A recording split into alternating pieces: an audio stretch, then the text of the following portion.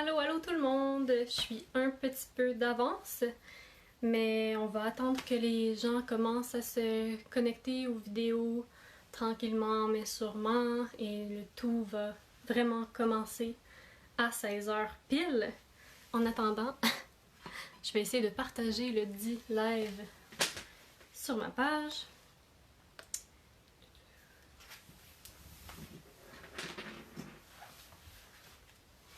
Super, je vois que ça fonctionne. J'aimerais ça, pour vrai, être capable de vous chanter une petite chanson d'attente, mais croyez-moi, c'est vraiment pas une bonne idée. Ce n'est pas un de mes talents cachés de chanter.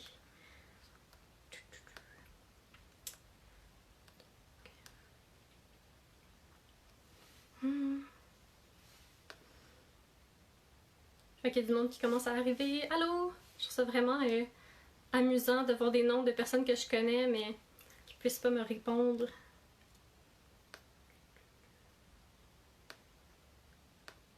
Super. Je vois que ça fonctionne, donc je vais partager mon propre vidéo. C'est un peu bizarre. Ça se passe maintenant.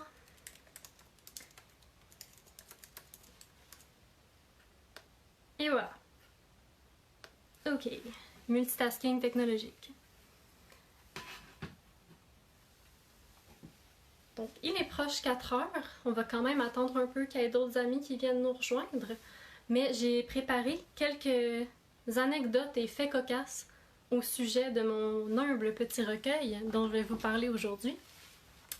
Mon recueil s'appelle Dissection d'un dégoût. On va y revenir un peu plus tard. Puis je voulais attirer votre attention sur la couverture. Je pense qu'on peut la voir assez bien. Puis c'est une drôle de petite anecdote. En fait, l'illustratrice qui a fait ma couverture, son nom c'est Annick Boissonneau et je la salue si elle écoute ou si elle va écouter plus tard. Puis moi puis Annick, on se connaissait pas personnellement du tout en fait quand mes éditeurs ont pris contact avec elle pour qu'elle illustre ma couverture. Puis elle nous a soumis plusieurs images différentes. Puis pour vrai, c'est comme si Annick était juste rentrée dans ma tête pour en sortir toutes mes idées. T'sais, si j'avais pu dessiner, ça aurait donné exactement ça. Le seul problème, c'est que j'étais incapable de choisir juste une illustration, alors j'ai triché et j'en ai choisi deux. Donc, non seulement il y a la première de couverture, mais il y a aussi une quatrième de couverture. Pourquoi un sofa? On va y revenir plus tard également. Puis je tenais juste à préciser aussi, ma caméra est miroir, donc non, ceci n'est pas un manga. On le lit d'une couverture à l'autre dans l'ordre occidental, si je puis dire. C'est vraiment juste l'effet miroir de ma caméra, sinon. Qu'est-ce que je pourrais vous dire comme autre anecdote en attendant les gens? Ah oui, à la fin de mon recueil, il y a une liste d'écoute, communément appelée playlist, de chansons proposées qui vont avec mon recueil. Il y a vraiment 5 parties à mon recueil, soit rupture, solitude, online, Montréal et banlieue. Puis vous allez voir, la playlist, elle suit le même ordre. Puis dans chaque chapitre, au fond, il y a des chansons associées qui vont avec la thématique. Je suis quelqu'un dans la vie qui a toujours une chanson dans la tête. Pour vrai, toujours, même quand je dors, je pense. Puis, c'est ça. On dirait que je pouvais pas faire un livre sans qu'il y ait une mini partie musicale. Sinon, aussi, la dédicace, dans le fond, à qui est dédié mon livre, c'est vraiment écrit noir sur blanc dans les premières pages. C'est dédicacé à Laval, cette ville palindrome mal aimée. Donc ça donne-tu bien qu'on soit dans un live qui s'appelle Signer Laval? Un peu plus, puis on penserait que c'est arrangé avec le gars des vues. Ceci étant dit, je vois qu'il est maintenant un peu passé 4 heures. Je pense qu'on peut commencer à être dans le vif du sujet, si on peut dire. Donc, comme je disais un peu plus tôt, mon petit recueil, publié en 2018 aux éditions Cervidé, a vu le jour d'une manière un peu spéciale en fait. Je sais pas si vous avez déjà entendu parler de l'écriture automatique, mais moi j'en ai fait un peu sans m'en rendre compte au début. Ce qui s'est passé, c'est que dans ma vie personnelle, je vivais une rupture à la fois amoureuse et locative. En voulant dire que dans le fond, j'ai rompu mon couple et je suis déménagée de Montréal à la banlieue de Laval. Puis c'était un moment assez... Mais tiens, une rupture, c'est jamais facile. Hein. Puis ça l'était pas pour moi non plus. Puis mon moyen de comme exorciser ça, cette douleur-là, ce mal-là que je ressentais, c'était d'écrire. Plus précisément, pendant une nuit d'insomnie, parmi tant d'autres, il fallait vraiment que je fasse taire l'espèce de petit hamster qui courait dans ma tête. Donc je me suis relevée, je me suis assise à mon ordinateur et j'ai laissé couler l'encre virtuelle, si on veut. J'ai écrit sans arrêter pendant des heures et sans ponctuation non plus, parce que j'avais tellement une urgence d'écrire ça que j'avais pas le temps de m'arrêter pour mettre un point ou faire attention à s'il faut mettre un point virgule ou un deux points. Il fallait que ça sorte, ça venait des tripes. Je suis certaine que tous les créateurs, toutes les créatrices qui écoutent peuvent vraiment se reconnaître là-dedans. Puis ça a été ma genre de thérapie, l'écriture automatique, pendant cette rupture-là, entre autres. Donc c'est un peu comme ça que le recueil a vu le jour. Puis ensuite, je l'ai présenté à des éditeurs et c'est Jeffrey et Audrey, s'ils sont là, je les salue, des éditions Cervidé qui m'ont pris sous leur aile. Puis c'est ça, en décembre 2018 est né ce joli petit recueil. Donc, je peux parler de mon livre longtemps, ça va de soi, mais je trouve que vraiment la meilleure façon de le comprendre, c'est que je vous en lise des extraits. Donc, c'est ce que je vais faire pendant les prochaines minutes. Là, c'est sûr, c'est un livre qui n'a pas de ponctuation, comme je l'ai mentionné. Ça va avec un certain rythme assez rapide et il faut tout de même que je me surveille si je veux pas me transformer en genre de Louis-José Hood. Parce que parler trop vite en humour, c'est drôle. Parler trop vite en littérature, des fois, ça fait juste qu'on comprend rien. Hein? Donc, je vais quand même essayer d'articuler. Mais ça va, écoutez, hein, c'est encore très émotionnel pour moi ce texte-là. Je m'en suis rendu compte en le relisant. Là. Donc, s'il y a des petites émotions qui ressortent dans ma lecture, sachez que je n'ai aucun talent théâtral et que ça vient vraiment de mes tripes. Donc, je vais commencer avec la première partie de mon roman et donc avec la rupture. Puis, donc voilà. I'm not like them, but I can pretend. Mais sais-tu quoi? Peut-être que je peux plus prétendre. Peut-être que j'ai plus envie de faire semblant que moi aussi ce que je veux, c'est un grand condo blanc, une salle de bain immaculée où on pourrait faire fitter 8 enfants, une cuisine avec énormément de rangements, parfaite pour entasser plein de biens matériels dont on sert jamais, dont on servira jamais, un walk-in qui pourrait être une chambre, un walk-in qui est même plus assez spacieux parce qu'une de tes passions c'est de collectionner les t-shirts, même ceux qui te font pas, qui te font plus, qui t'ont jamais fait. Un walk-in assez grand pour être une chambre d'enfant. Mais sais-tu quoi? Je pense que j'en veux même pas des enfants. Je pense que j'ai tellement essayé de me convaincre que j'en voulais, une tralée d'enfants blondes aux allures scandinaves, que je me suis auto-hypnotisée, je me suis prise au piège, mais sais-tu quoi? Ça m'écoeure les fluides corporels des autres, les bactéries, les virus, ça me dégoûte. Check la preuve, c'est que quand t'es malade, je préfère encore dormir sur le sofa. En fait, le sofa, c'est l'objet que je préfère ici. Parce qu'il est vieux, il matche pas, il est râpé, défoncé, magané. Le vieux sofa me ressemble. Il jure avec le décor, il est laid dans cette modernité. Mais lui, au moins, Chris, il a une personnalité. On le voit que lui, au moins, il a vécu des choses intéressantes, des aventures, des épopées. On le voit que lui, au moins, il a une âme. En tout cas, autant qu'un sofa peut avoir une âme, là, je dis n'importe quoi. Mais tu catches que le sofa, c'est mon animal totem, mon meuble totem. Le sofa me représente moi. Puis admettons que la cuisine te représente toi, parce que t'es, autant que faire se peut, un être humain tout neuf encore shiny. T'es presque aussi neuf qu'on peut l'être à 26 ans. T'arrives dans la vie avec l'espoir devant toi puis de la naïveté pleine les poches. Il y a encore personne vraiment qui t'a dit non. Personne vraiment qui t'a refusé quoi que ce soit. J'ai une envie sadique d'être la première pour ça aussi. Après avoir été la première à te dire oui, j'ai une envie sadique d'être la première à te dire non. Ton confort de cuisine moderne, tu l'étraînes à longueur de journée devant ton vieux sofa de blonde, qui a plein de cossins cachés dans ses craques entre les coussins, plein de secrets, de reliques des années antérieures qu'elle a passées à vivre trop intensément, à se brûler puis à s'élimer les tissus. Mais elle fait ce qu'elle peut, ton vieux divan-lit de blonde, pour te cacher toutes les cochonneries qui s'entassent dans les recoins de son être. Puis, à moins qu'il te pogne l'envie de l'ouvrir pour un genre de ménage du printemps, elle va rester repliée sur ses secrets jusqu'à temps que tu te tannes, puis que tu la mettes au bord du chemin, que tu la remplaces par un nouveau modèle à assembler soi-même. Un modèle aussi scandinave que les enfants que vous aurez jamais. Je comprends que toi, tu sois bien ici, que tu te sentes chez toi dans cet immeuble aseptisé d'un quartier qui est toujours supposé devenir le nouveau plateau. Mais tu sais, soyons réalistes, ça arrivera pas.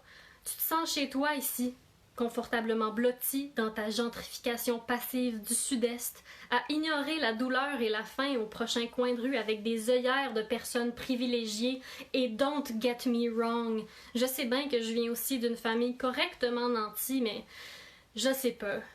Je sais plus. J'en peux plus de faire semblant. J'en peux plus de faker ma vie à la grandeur du tout Montréal. Entendons-nous, j'ai eu à souffrir de rien dans la vie, hormis peut-être des maux que je m'infligeais moi-même, mais crois-moi, ces mots seuls suffisent à creuser le relief de mon malaise. Le vois-tu, le vernis de ma face qui craque quand je souris? C'est rendu que je me pratique tellement à sourire que je le fais même la nuit, même en dormant. Je serre la mâchoire, je grince des dents et au réveil, j'ai mal à tout mon crâne d'avoir pratiqué mon bonheur factice à longueur de cauchemar. C'est une sorte de bruxisme pathologique. Je me lime les dents à grands coups de grincement, tellement qu'éventuellement, j'aurai pu les armes nécessaires pour te rendre tes sourires. Comment ça se fait que tu le vois pas, qu'il n'y a plus rien qui brille dans mes pupilles? Comment ça se fait que tu le vois pas, que mes mains se glacent tranquillement? Comment ça se fait que t'as pas encore mis ma libido sur les pintes de lait pour qu'on t'aide à la retrouver? Peut-être que t'es tout simplement trop gentil pour souligner quoi que ce soit. Peut-être que ta gentillesse t'emmure dans ton bonheur. Peut-être que ta gentillesse, c'est ta muraille de Chine, celle qui te sauvera des assaillantes. Est-ce que j'en suis une, assaillante à ton bonheur? Est-ce que c'est vraiment ce que je suis en train de devenir, moi, jeune fille surie, comme le lait fictif de la pinte fictive, qui alerte la population de la disparition de ma libido légende urbaine?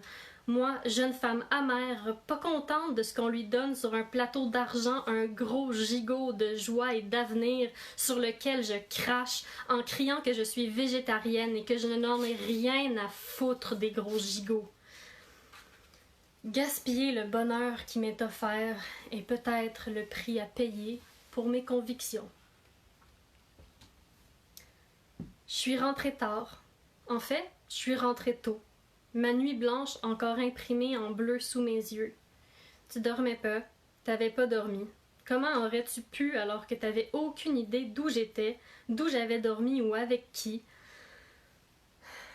Dans le cadre de la porte de la salle de bain, comme ça, sans aucune poésie et presque sans larmes, on s'est dit « c'est terminé ». On s'est dit « ça a assez duré ». J'ai dit que j'avais fini de te torturer. Tu es allé travailler, presque comme si de rien n'était, et moi je suis rentrée chez mes parents progressivement dans les semaines qui ont suivi. J'ai pris mes clics, mes claques et mes névroses, et je les ai traînés dans un sac de sport jusqu'en banlieue. Mes névroses pèsent plus lourd que mes livres, et je les collectionne tout autant. Là, pour une raison que vous comprendrez, on arrive au chapitre qui s'appelle « Solitude ». Voilà.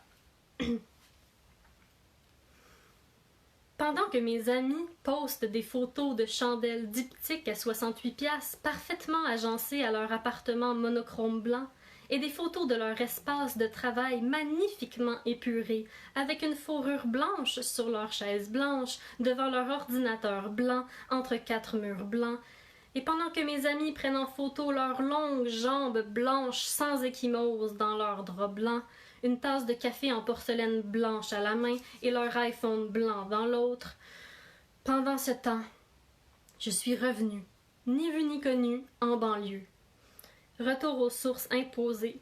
C'est ce qui arrive quand tu vends tous tes avoirs pour aller t'immoler à l'autel de la relation conjugale standard. C'est ce qui se passe quand tu as tout perdu en essayant de fitter dans l'étroit moule de la vie à deux. Tant pis pour moi, me dira-t-on. Ça t'apprendra, me dira-t-on.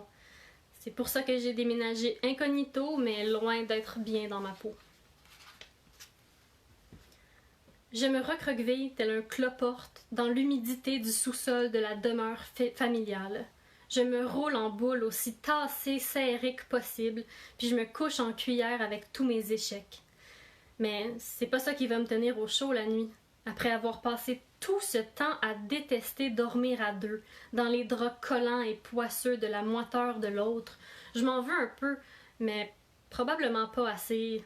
En fait, c'est sûrement bien plus de la pitié envers moi-même, de la sympathie. Oh non, pauvre petite fille qui souffre du syndrome postmoderne de l'autodestruction, pauvre petite fille atteinte du virus de l'autosabotage. Pauvre petite fille phénix qui ne sait pas encore qu'elle renaîtra de ses cendres après avoir elle-même crissé le feu à sa vie en entier. Ça s'est su, c'est certain, que j'étais seule à nouveau. On sent l'odeur de la solitude même à travers les écrans. Les hommes restent des animaux comme les autres, mais des animaux surdéveloppés et attentifs qui n'ont même pas besoin de humer mes phéromones pour avoir envie de me traquer.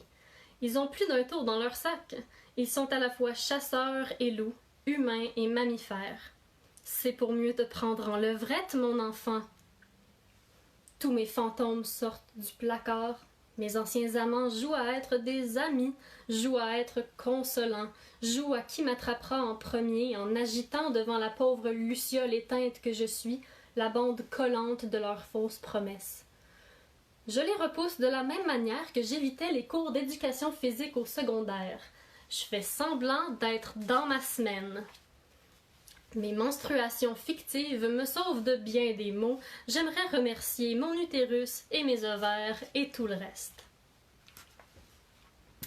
J'aimerais prendre ma vie en main, profiter du fait que j'ai appuyé sur pause pour reprendre mon souffle. Me mettre à la méditation, au yoga, au pilates, me lever à 6 heures pour boire de l'eau chaude citronnée et me frotter la langue de manière ayurvédique. J'aimerais me développer une aura orangée, une aura comme celle de Nicole Bordelot. Mais en même temps, je souhaiterais ne faire aucun effort, que ça me vienne tout seul, comme ça, que je me réveille le matin en mode pilote automatique yogique avec un karma renouvelé all shiny and new, une voix douce et apaisante, et pas l'ombre d'un cerne sous mes yeux bleus échymoses. Je voudrais, à la suite d'un makeover digne de Canal Vie, devenir une potentielle leader de secte et ne porter que des vêtements de lin blanc. Je voudrais redonner espoir aux gens pour mieux aspirer leur lumière, devenir vampire du bonheur que j'aurais moi-même créé. Quand on pleure, couché parfaitement droite sur le dos, pourquoi est-ce que la forme de nos orbites oculaires fait que les larmes coulent le long de nos joues? Qu'est-ce que je devrais faire si je veux que la piscine de mes larmes reste là, bien stable, bien stagnante sur mes paupières closes, comme deux marécages symboliques de ma peine? Les bouddhistes disent que les lotus ne poussent que dans la boue. Avec un peu de chance, les marais de mes yeux seraient assez boiteux pour faire s'enraciner les fleurs de ma vie nouvellement spirituelle. Je suis narcissique, et je me mire dans la mare immobile où les nénuphars de mes erreurs et les fleurs pastel de mes dépressions fleurissent comme une promesse du mieux après le pire. Là, je vais tricher un peu, je vais passer 2 chapitres et passer au dernier qui s'appelle Banlieue. Hein? On reste dans la thématique.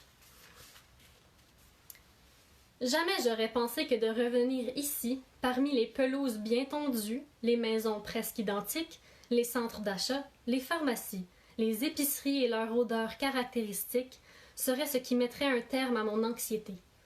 Je pensais que j'étais destinée à être constamment stressée, tendue comme une corde de violon, que dis-je, comme une corde de contrebasse. Ça ne m'avait jamais effleuré l'esprit que la ville m'aliénait, que l'agression constante de tous mes sens m'avait usé les nerfs au point de les faire flancher. Je sniffe le doux parfum du Pharmaprix et les effluves congelés du IGA, comme d'autres sniffent de la poudre. Je consomme la banlieue comme d'autres prennent des anxiolytiques. Le plus dur avec le fait d'être une banlieusarde dans l'âme, c'est de devoir faire mon coming out à mes amies montréalaises dures comme fer, qui continuent à nager dans le pot maçon de leur incompréhension face à ma situation.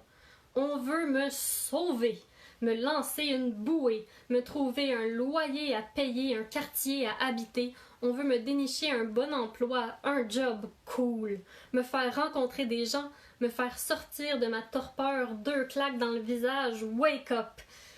J'ai juste envie de leur répondre par des paroles de Kevin Parent. Vous êtes bien comique, vous êtes bien smart, vous êtes le genre de chum qu'on achète au Kmart. On pense que je suis devenue tout ce que je détestais, mais on ne pense pas que j'ai peut-être juste fini de vomir la dernière des idées préfabriquées que l'on m'avait enfoncées dans la gorge.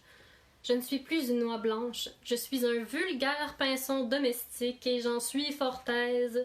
Merci.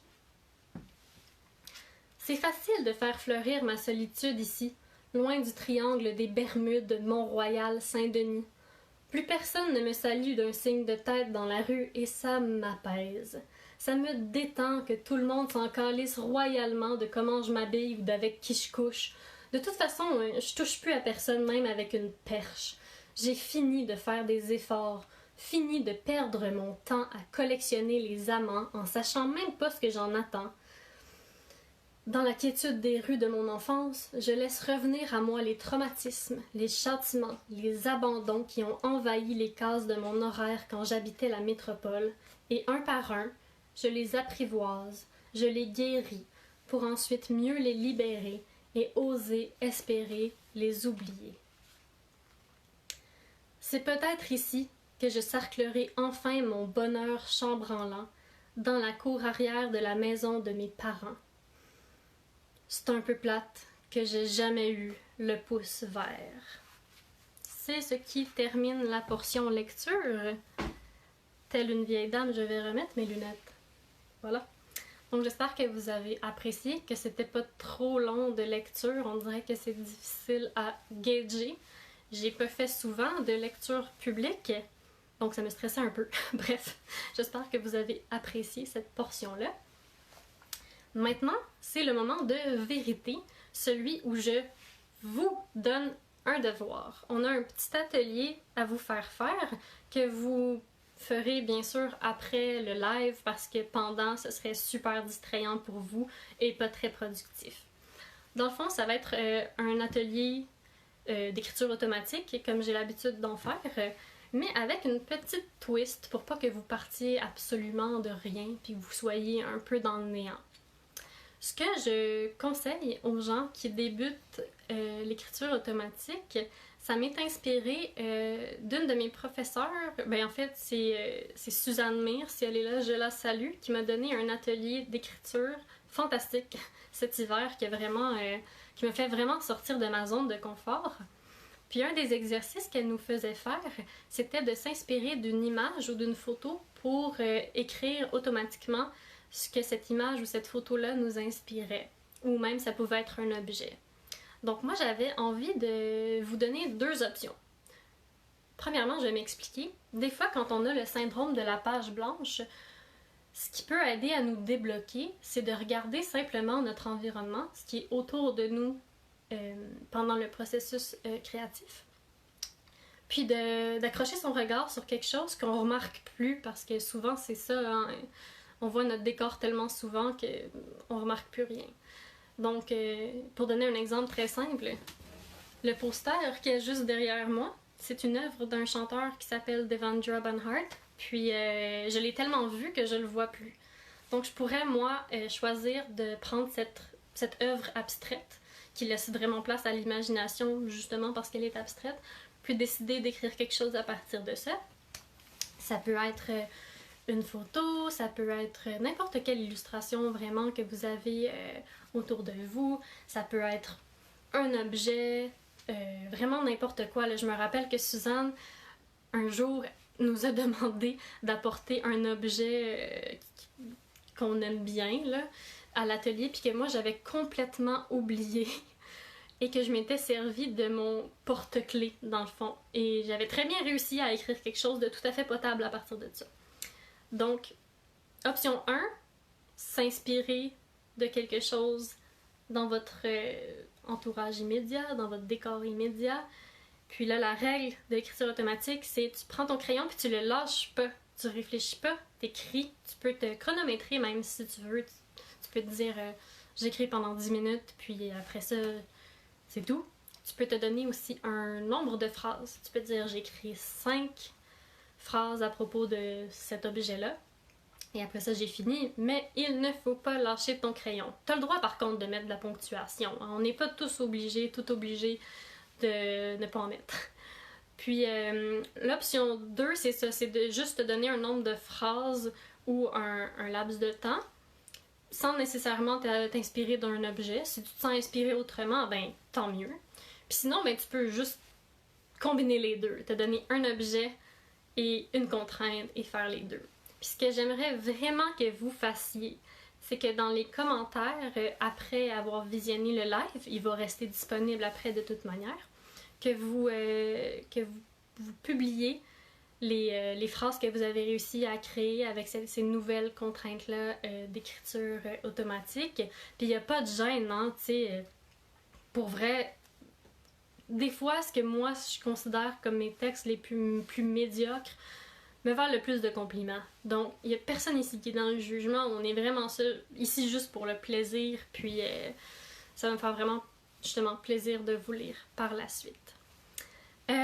Puis dernièrement, je regarde l'heure un peu, ça va être l'heure de la période des questions. Donc si vous avez des questions à me poser, ça peut être sur mon processus créatif, ça peut être sur l'écriture automatique, ça peut être sur mon livre, ça peut être sur ce que vous voulez, là.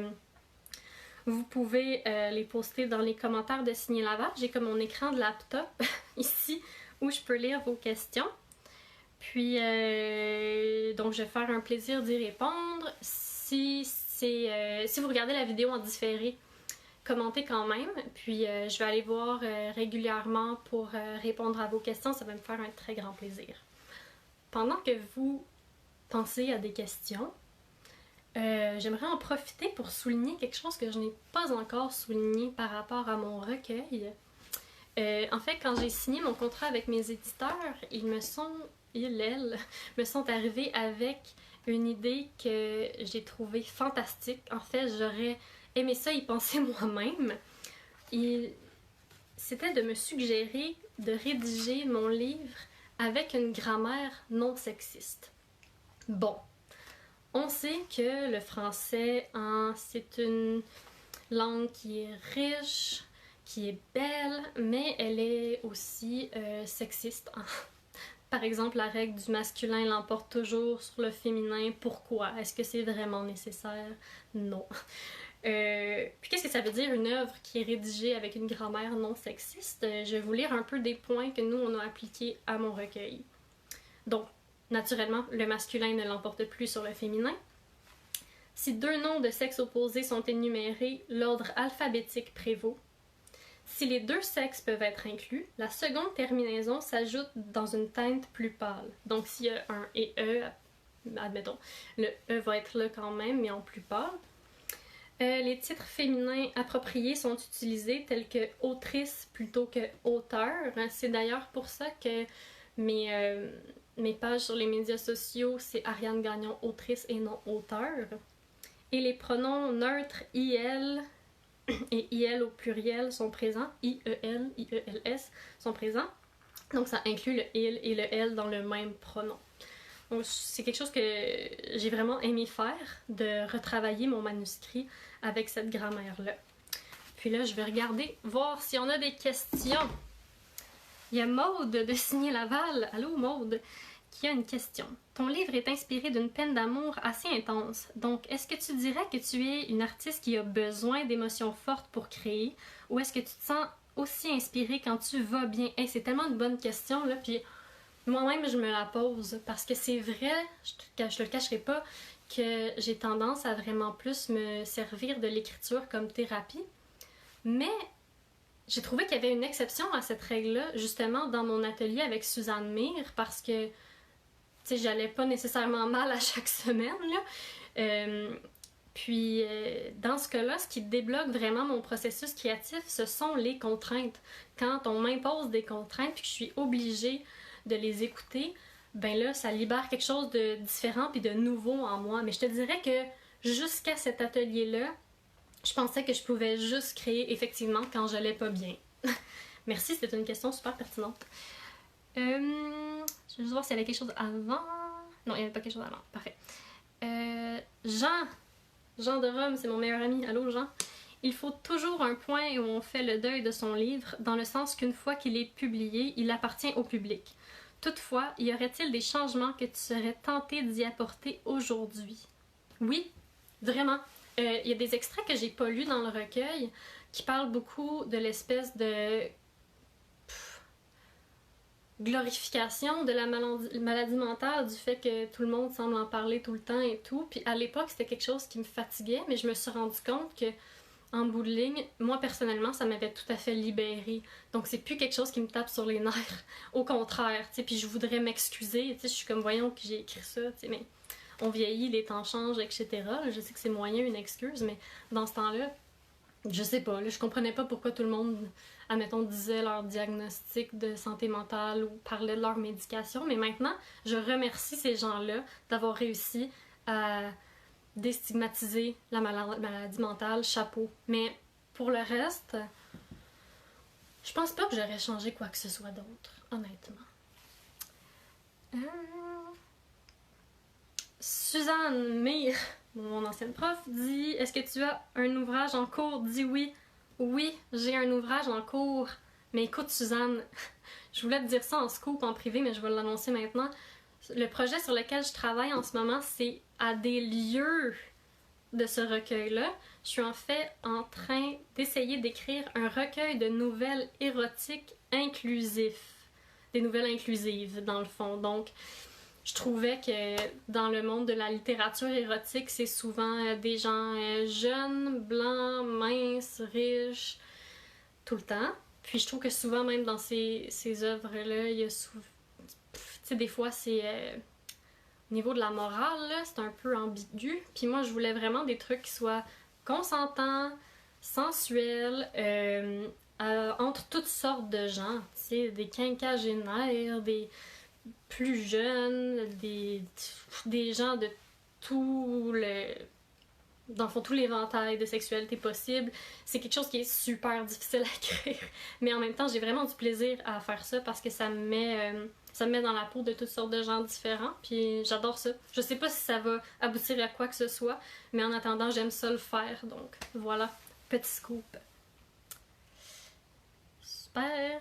Puis je crois que c'était la fin des questions pour le moment. Et je vois que il est passé 16h30, donc à moins que vous ayez d'autres questions dans les quelques secondes qui suivent, on va se dire au revoir. Merci à tous et à toutes d'avoir été là avec moi. C'était un moment un peu stressant. Mais je pense que ça s'est bien passé, même si Mercure était rétrograde. Puis un gros merci à Signé-Laval pour l'opportunité. Encore quelque chose qui me fait sortir de ma zone de confort, puis ça fait vraiment du bien. Je me sens déjà un peu moins confinée. Alors, bonne fin de journée à tous et à toutes. Puis, de justesse, Jessica qui me dit: autre que tes amis qui sont des fans finis de ta personne, as-tu eu des feedbacks qui t'ont touché en lien avec ton livre? Oui, il y a une professeure de secondaire qui a pris mon recueil en lecture obligatoire, puis à la suite de ça, j'ai eu quelques témoignages touchants dans mon inbox d'étudiantes et d'étudiants qui avaient lu mon recueil. Puis ça, écoute, ça part bien une journée. Donc sur cette dernière question, je vous dis au revoir et un gros merci à tous et à toutes. Bye bye!